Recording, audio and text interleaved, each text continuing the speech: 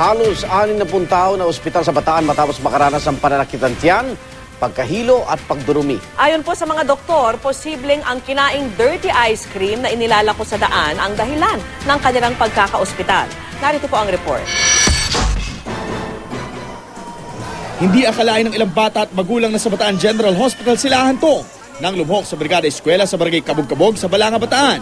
58 silang nakaranas ng pananakit ng tiyan, pagkahilo at pagdudumi matapos unang kumain ng inilalakong dirty ice cream. Karamihan sa kanilang mga bata, kabilang ang isang 8 buwang gulang na sanggol na pinatikim ng sorbetes. Binigyan na ng paunang lunas sa mga biktima para maiwasan ang dehydration. Iniisip po namin since galing po sila sa iisang barangay at ang history po nila ay mukhang para-pareho ang pagkain po ng ice cream, yung dirty ice cream po na tinatawag.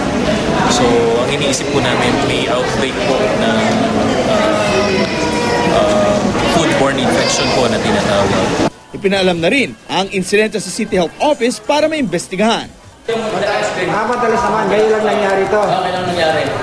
Magsasagawa na ng rectal swab sa mga pasyente ang mga tauhan ng Provincial Health Office at DOH Region 3 para matiyak ang sanhi ng hinihinalang food poisoning. Para sa saksi, Jay Sabale, nag-uulat.